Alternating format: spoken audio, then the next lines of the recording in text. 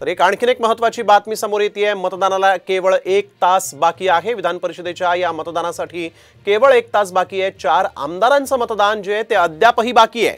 हितेंद्र ठाकूरांसह 3 आमदार विधान भवनात आता पोहोचलेले आहेत।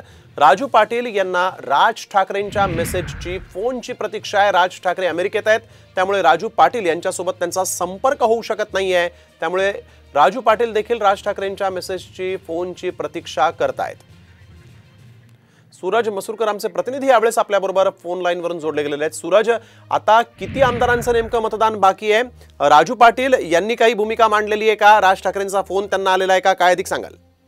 नाही, अद्याप तरी मनसेचे आमदार राजू पाटील यांनी आतापर्यंत कोणतीही भूमिका मांडली नाही। आपण जर का पाहिलं तर राज ठाकरे हे अमेरिका दौऱ्यावरती आहेत आणि राज ठाकरे यांचीच भूमिका राजू पाटील हे समजून घेत आहेत। राज ठाकरे यांची पूर्ण चर्चा करणार आहेत आणि त्यानंतर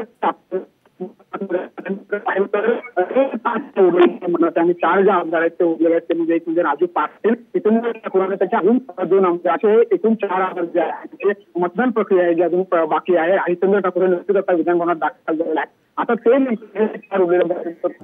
ते महत्वाचं आहे। राजू पाटील मनसेचे आमदार हे राज ठाकरे यांची चर्चा केल्यानंतर अगदी धन्यवाद सूरज आपण दिलेल्या या सविस्तर माहितीसाठी।